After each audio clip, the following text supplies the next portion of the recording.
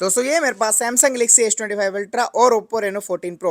आज हम करेंगे दोनों का कैमरा टेस्टिंग। प्राइस रेंज के हिसाब से तो कोई भी कंपैरिजन कैमरा के लिए बनता ही है, लेकिन क्या ओप्पो रेनो 14 प्रो बाकी स्मार्टफोन्स की तरह इसको भी बीट कर सकता है? जैसे कि हमने इसको सैमसंग के S25 से भी चेक किया है, ओप्पो के रेनो 13 प्रो से भी चेक किया और हर बार इसने ऑलमोस्ट विन किया है। इस वीडियो में देखेंगे S25 अल्ट्रा के जूम को, वीडियोज़ के अंदर नाइट मोड, सेल्फी, पोर्ट्रेट, किन किन चीज़ों में ये बीट कर सकता है या फिर कर पाएगा भी कि नहीं, सब कुछ बताएंगे। और सबसे पहले हम लोग वीडियोस में देखेंगे। आपको सैमसंग में 8K मिलता है, ओप्पो में आपको 4K 60 FPS मिलता है, अल्ट्रा वाइड पे दोनों ही 4K बनाते हैं। सबसे पहले मैं आपको दिखाता हूँ वीडियोस, एक एक चीज़ को डिटेल में स्टार्ट करते हैं। ये जो वीडियो बन रहा है ये बन रहा है दोनों ही फ़ोन के अल्ट्रा वाइड पे। 4K 60 FPS का ऑप्शन दोनों में मिलता है। तो यहाँ पे फील्ड ऑफ व्यू सैमसंग के पास ज़्यादा है, हालांकि 4K 60 FPS होना अच्छी बात है दोनों ही फ़ोन में। पहले तो सैमसंग देता ही था, अब ओप्पो भी देने लग गया है। तो यहाँ पर आप देखोगे फील्ड ऑफ व्यू ज़्यादा है, जो कि अल्ट्रा वाइड में फील्ड ऑफ व्यू की ही रिक्वायरमेंट होती है, तो वो आपको सैमसंग में ज़्यादा मिल जाएगा।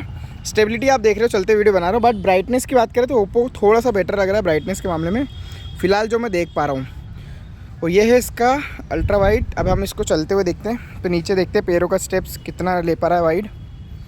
और ये है इसकी स्टेबिलिटी, कलर्स, डिटेल अभी देखते हैं इसमें फोकस है कि नहीं दोनों में।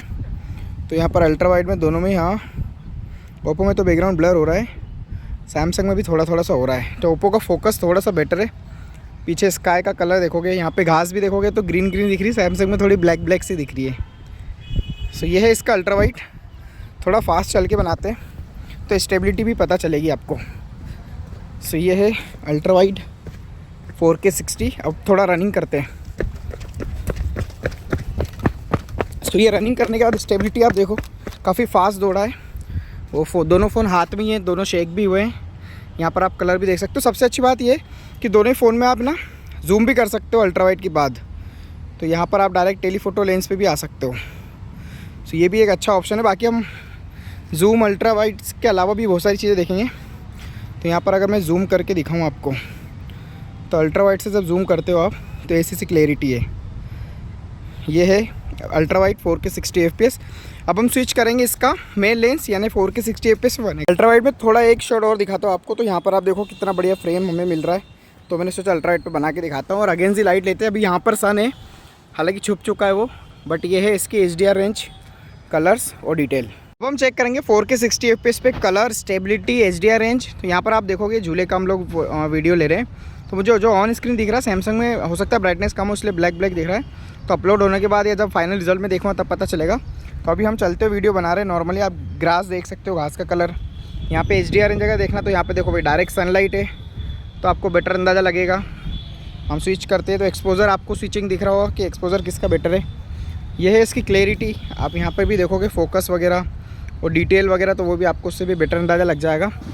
और यहाँ पर आप देखते हो मैं थोड़ा सा रनिंग करके, फास्ट रन करके चल के दिखाता हूँ। फिलहाल तो आपने ये देखा इसका HDR रेंज, कलर और डिटेल। अब हम थोड़ा रनिंग करते हैं। तो यहाँ पर हम काफ़ी फास्ट रन कर रहे हैं और हाथ में हमने फ़ोन दोनों पकड़े हुए हैं, तो उससे आपको बेटर स्टेबिलिटी पता चल रही होगी। इसके बाद हम चेक करेंगे दोनों ही फ़ोन में वीडियोज़ का जूम। तो अभी आप यहाँ से देखते हैं। अभी फ़िलहाल जो वीडियो 1x पे है, इसको मैं ले जाता हूँ 2x, ठीक है। फिर हम जाते हैं 3x। सैमसंग में 3x है, ओप्पो में 3.5x है। इधर आप जाते हो सैमसंग में 5x, ओप्पो में मिलेगा आपको फिर 7x। अब दोनों को मैनुअली जूम करना पड़ेगा। तो सैमसंग में जाएगा 20x, ओप्पो में जाएगा 18x। तो नो डाउट सैमसंग के पास क्लैरिटी बहुत ज़्यादा है और ओप्पो में थोड़ा थोड़ा फटाफटा सा लग रहा है वीडियो फुल जूम करने के बाद। तो 20x और 18x का डिफरेंस है जूम में, और क्लैरिटी में भी है। जूम के मामले में वीडियोज़ के अंदर सैमसंग बेटर है। फ़ोटोज़ में तो आपको आगे पता चलेगा कौन है, बट वीडियोज़ के मामले में सैमसंग बेटर है। थोड़ा सा जूम चेक करते हैं 4K 60 FPS पे कि जूम में और कौन सी चीज़ों पे बेटर आ सकता है। तो यहाँ पर 3.5x ओप्पो में, 3x सैमसंग में। यहाँ हम सैमसंग में 5x जाते हैं, ओप्पो में 7x जाते हैं। और फिर मैनुअली जूम अगर करते हैं तो हम यहाँ छोटी चीज़ देखने की कोशिश करते हैं। यहाँ पर जैसे बड़ौदिया लिखा हुआ है, यहाँ पर जय श्री महाकाल लिखा हुआ है, तो हम इसको कैप्चर करते हैं। तो यहाँ पर आप देखोगे सैमसंग बहुत ज़्यादा क्लियर है 20x जूम के साथ, ओप्पो में 18x मिलता है। तो जो जय श्री महाकाल लिखा हुआ बहुत क्लियर और बहुत साफ़ दिख रहा है यहाँ पे सैमसंग में। ओप्पो में दिख रहा है, पढ़ने में आ रहा है, बट क्लैरिटी की बात करें तो सैमसंग बेटर है। ये जो वीडियो बन रहा है ये बन रहा है दोनों ही फ़ोन के 4K 60 FPS पे, बैक कैमरा पे, मेन लेंस पे। अभी हम चलते हुए वीडियो बना रहे तो आपको स्टेबिलिटी भी पता चल रही होगी, सनलाइट थोड़ी थोड़ी निकल रही तो आपको HDR रेंज भी पता चलेगा, स्क्रीन टोन भी पता चलेगा। थोड़ा सा फास्ट चल के देखते हैं, फिर उसमें पता चलेगा आपको स्टेबिलिटी कैसी है। अगर आप कंटेंट क्रिएटर हो तो आपको बेटर अंदाज़ा लगेगा कि 4K 60 FPS पे अभी जैसे ये वीडियो अपलोड हो गया है तो आपको कौन से फ़ोन की क्लैरिटी बेटर लग रही है वो भी आप कमेंट करके बताना। तो ये था इसका 4K 60 FPS। अब हम थोड़ा रनिंग करके भी देखेंगे, उसमें आपको बेटर स्टेबिलिटी पता चलेगी। फिलहाल मैंने आपको स्किन टोन बताया और कलर्स बताए। तो ये जो वीडियो बन रहा है ये बन रहा है दोनों फ़ोन के पोर्ट्रेट मोड पे, जहाँ पर आप वीडियोज़ के अंदर बैकग्राउंड ब्लर कर सकते हो। अभी यहाँ पर एक एडवांटेज है सैमसंग के पास कि 4K 30 FPS पे बना सकते हो। ओप्पो में आपको 1080p 30 FPS मिलेगा। तो जब आप वीडियो रिकॉर्ड करोगे 4K के कारण इसमें एडवांटेज है, उसमें आपको 1080p 30 FPS मिलेगा। अभी पीछे हमारे सनलाइट है तो आपको HDR रेंज का पता चल रहा होगा।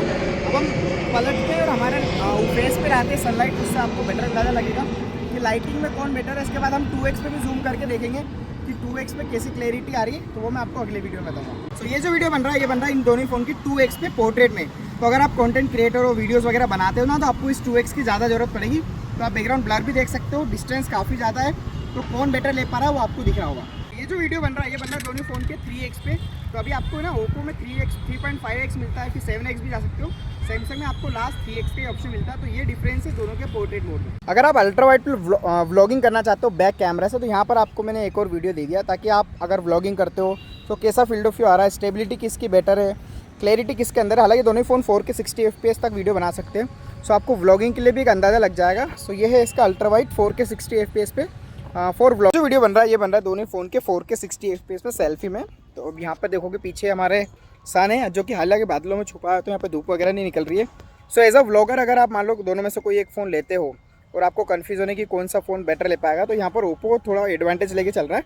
इसमें 0.8x भी मिलता है। यहाँ पर आप देखो फील्ड ऑफ व्यू ज़्यादा है, 1x भी कर सकते हो सेम वीडियो चालू में, और 2x भी कर सकते हो। 2x पे क्लैरिटी भी पता चल रही होगी। सो ये है इसका 4K 60 FPS सेल्फी में।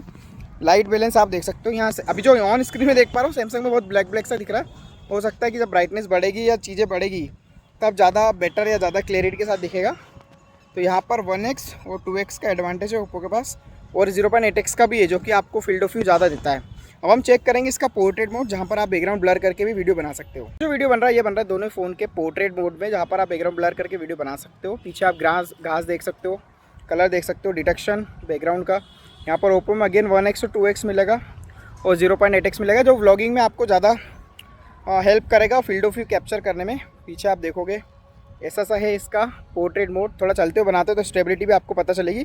और इसके बाद में आपको लैंडस्केप में भी एक व्लॉगिंग वाला वीडियो बना के दिखा दूँगा कि जब आप लैंडस्केप में वीडियो बनाओगे तो किसका फील्ड ऑफ व्यू ज़्यादा रहेगा और कैसा आपको रिजल्ट मिलेगा, ताकि व्लॉगिंग के लिए आपको बेटर अंदाज़ा लगे। ये दोनों ही फ़ोन का लैंडस्केप में। अभी यहाँ ओप्पो के पास एडवांटेज है कि आपको फील्ड ऑफ व्यू ज़्यादा मिल रहा है 0.8x पे। तो यहाँ पर आप देखोगे ज़्यादा बेटर क्लैरिटी तो सैमसंग में ही मिलेगी हालांकि, बट आप जज करो थोड़ा सा। और यहाँ फील्ड ऑफ व्यू की बात करें ओप्पो है, यहाँ पर 1x और 2x दोनों ऑप्शन मिलते हैं। तो एज अ व्लॉगर आपको अल्ट्रा वाइड की ज़रूरत पड़ेगी, जिसमें आप ज़्यादा फील्ड ऑफ व्यू कैप्चर कर सकते हो, कुछ चीज़ अगर आपको शो करनी है तो।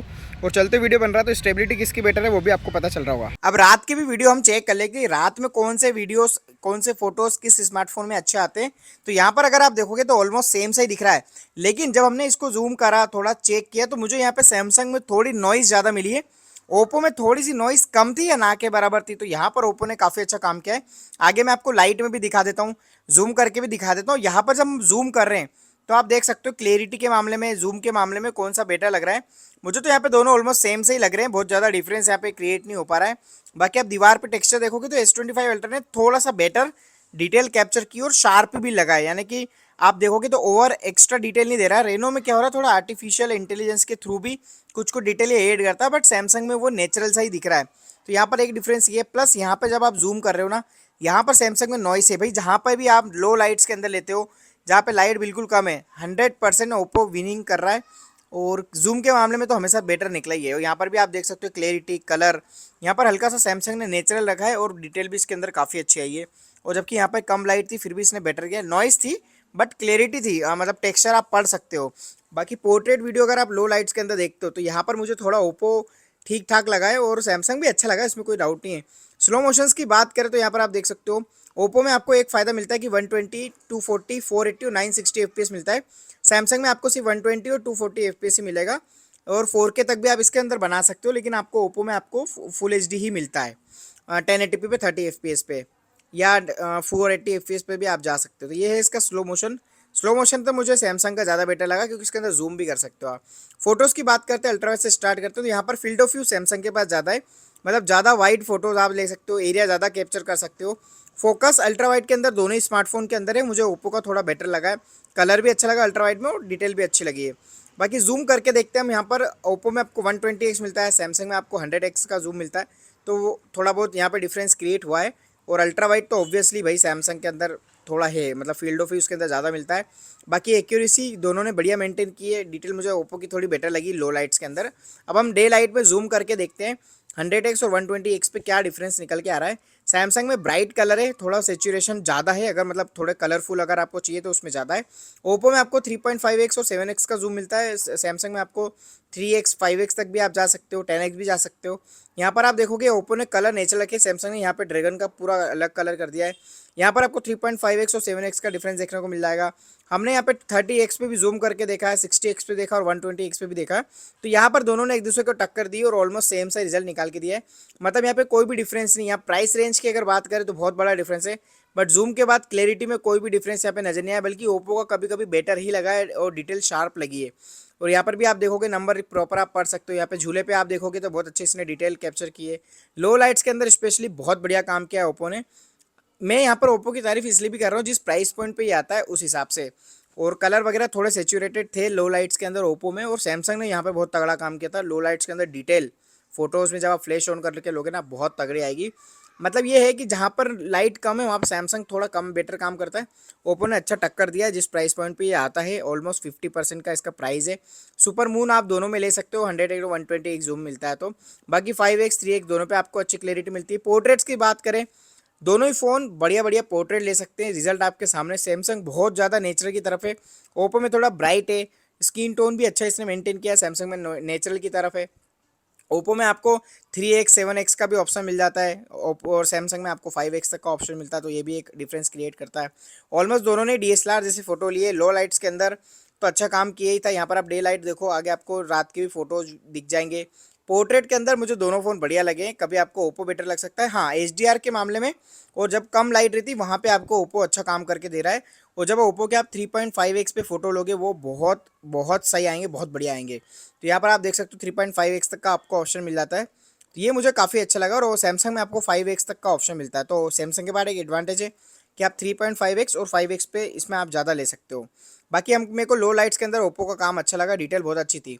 सेल्फी की बात करें यहाँ पर दोनों ने बढ़िया काम किया, HDR रेंज दोनों की अच्छी है। थोड़ा ओप्पो मुझे ना अच्छा लगा, मतलब स्किन टोन के मामले में इसके अंदर फील्ड ऑफ व्यू ज़्यादा 0.8x का है। सैमसंग में आपको फील्ड ऑफ व्यू कम मिलता है सेल्फी के अंदर, और ओप्पो में फील्ड ऑफ व्यू ज़्यादा मिलता है जब आप ग्रुप सेल्फी लेना चाहते हो या अल्ट्रा वाइड पे लेते हो। तो पोर्ट्रेट्स की बात करें, दोनों ने बढ़िया काम किया, स्किन टोन अच्छी मेंटेन की है। बाकी रिजल्ट आपके सामने, सैमसंग में थोड़ा सा सेचुरेशन आप देखोगे पीछे घास पे तो वो ज़्यादा दिखेगा। फील्ड ऑफ व्यू ओप्पो के पास ज़्यादा है, फील्ड ऑफ व्यू थोड़ा सा कम सैमसंग के पास है। सो मेरे हिसाब से तो दोनों ने बढ़िया काम किया, बट प्राइस रेंज को भी आप ध्यान में रखो, उस हिसाब से ओप्पो ने टक्कर दी है, एक अपने आप में बड़ी बात है। सो बस आज की वीडियो में इतना ही, हमने आज कंपेयर करके बता दिया है। इसका जूम टेस्ट भी आएगा हमारे चैनल पे अलग से, अगर आपको डिटेल में देखना है तो वो भी मैं आपको दिखा दूंगा अलग से वीडियो बना के। किसी और फ़ोन से कंपेरिजन कर रहा है आप कमेंट कर देना, मैं बना दूंगा। सो आज की वीडियो में इतना ही, उम्मीद है आपको वीडियो पसंद आएगा। पसंद आए तो लाइक कर देना, चैनल पर न हो तो सब्सक्राइब जरूर कर देना। और thank you so much watching. Phone में कोई भी बाय करना है आपको डिस्क्रिप्शन में प्रोडक्ट टेक डी वहाँ से भी आप कर सकते हो।